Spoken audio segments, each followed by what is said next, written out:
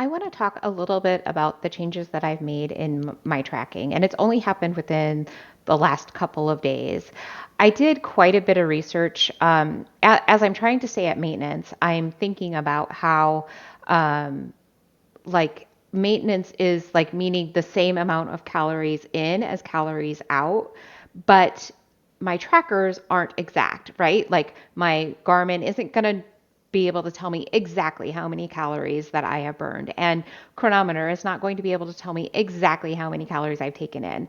And the reason for Cronometer is one, just errors in my own entering. Like maybe I enter a cup and I actually have a cup and an extra ounce or something like that. The meat that I eat, if I'm not, capable of, well, I mean, I guess you probably technically could do it, but it'd be a lot of work to like separate the fat from the protein and then measure each of those and enter, that information into Cronometer. But no, I don't pick out every piece of fat and then measure it out, right? I just eat my steak. Uh, Companies with their food labels are allowed to be off by up to 20%. So right there, like it could be wrong.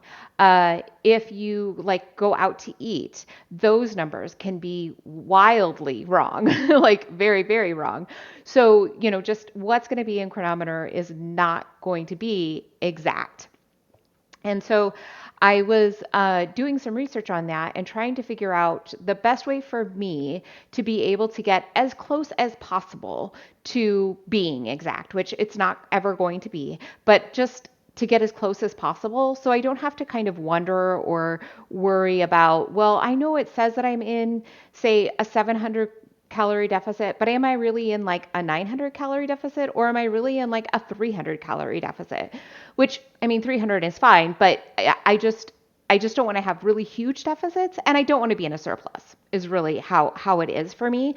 My goal is to be healthy. My goal is not to lose weight. My goal is to be healthy. Which I understand that being overweight is not being healthy. But that's just, it's not like my goal is not like to lose weight. Yes, I would like some body recomposition, but I'm really okay with also where I am. And so if I were to always eat at maintenance and never lose another ounce of fat, like I would be okay with that. So in my research, I found that my Garmin is actually pretty close to accurate. What I did was I entered the information of like what I did over like 5 days into a couple trackers, or I guess calculators to figure out like how many calories I would have burned. And I used AI to also like I would enter it in there and have the AI come back to me and say, oh, well, you probably burned about this many calories. And it was always like really, really close to what I have going on in my Garmin. So that's fantastic. That kind of like takes a lot of that guesswork out and just like something off my plate. Like I know my Garmin is pretty accurate. I think part of the reason that it's pretty accurate is because I am so active. I think if you're a little more, at least from the research that I've done, I think if you're a little more sedentary, then it's going to be off by more. But for me, like it's pretty accurate. My Garmin says that on average, I burn about 2,500 calories a day. So if I were to eat at maintenance, I want to shoot for about 2,500 calories a day. And some days it's going to be like a surplus because maybe I didn't do as much activity, and other days it's going to be a deficit because I did more activity. All in all, like it should even out. So in Chronometer, to kind of like make up for the discrepancies that there's going to be in, my own food entrances, the labels that there are, and then just the nature of food, right? I'm going to say that I only need 2,300 calories. So that should put me in a maintenance range. But it depends on just how off I am with my entries, and really like the cuts of meat that I'm having, things like that. So I'm going to start with 2,300. If I find that I'm just way too full or I'm too hungry, then I will adjust it. So the way that I have done this is in Cronometer, you can add your targets and profile. So if I go to my targets and profile, this is kind of what I have set up for myself. I went 35 net carbs. And then I've got a pretty high protein number here.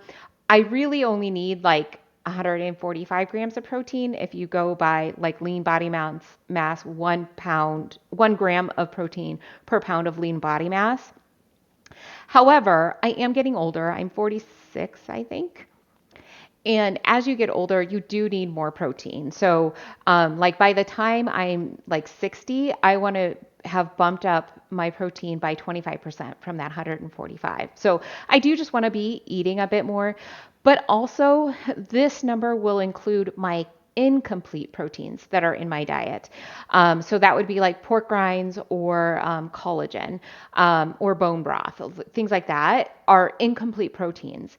But I can't distinguish that in Cronometer. So if I've got an extra 20 grams of incomplete protein in my system, then it's going to show in Cronometer that I have complete protein. So I just want to kind of like give myself some leeway that, okay, yeah, but I had incomplete protein. And so really I've only had, of say 175, I've only had 155 grams of complete protein. So that's why I've kind of set my number there. I often go way beyond that, and that's just fine. But just kind of like that is like my goal. And then fat is just everything else that I like. That's what I would fill my diet in with either protein or fat. Those two. So that's why I have my targets where they are.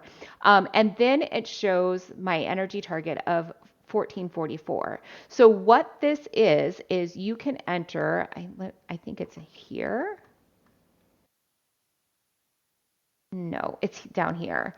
So in here, I can enter my BMR. So that has been calculated for me. It's 1644.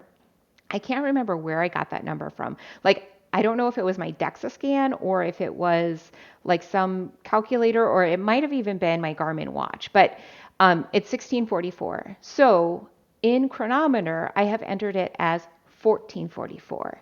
That's how I'm going to not have to like think about, okay, well, I need to get to 2,500 calories, but really I only need to get to 2,300 calories. Um, I can like see in Cronometer, like if I go back here to my diary and I go down here to my numbers, right? So I can see what I've consumed and I can see my caloric deficit or surplus. So, that's just going to be easy for me because otherwise I'm going to have to always be in like a deficit of 200. It just seems easier to me to like always try and like be even. Like, okay, that I can do, right? Or if I am like okay with eating in a deficit, I can see kind of like my true deficit. Is it 700 calories or is it only 500 calories? I know there were lots of days where I had a 700 calorie deficit. And I was like, oh, that's 700. That's too much. But really, it was probably only 500. So it just seems like the ease of looking at this will help to have my BMR set to 200 calories lower. So right now I know that it shows me in a surplus of 427 calories, but that's because I've entered everything that I plan to eat today. So that will change. It also does not have any of my activity logged yet. So, like towards the end of the day, I'll start logging like what the calories that I have expended. I usually do most of my activity in like the afternoon and evenings. That's just when my body likes to move the most. So that's when I enter the information and then I will end up wherever I end up. So if today is a normal day, let's say, and I end up at a caloric deficit of 2,300 calories in, I'm sorry, not a caloric deficit. If I end up with 2,300 calories consumed in Cronometer, that means that I will end up at maintenance for me for today. So as you can see, I may need to eat a bit more today to kind of get to maintenance. But I don't like to kind of plan too much out just because sometimes like, well, there's just more meat in, a dish than I think that there's going to be, or I'm just more hungry. And so I do eat more of it, things like that. So I do like to give myself a little bit of leeway. And then if I need to at the end of the night, I can just like eat some more of something else. All right. So I just wanted to explain that. Let me know in the comment section if you have any questions about what I've got going on. I'd be happy to answer them.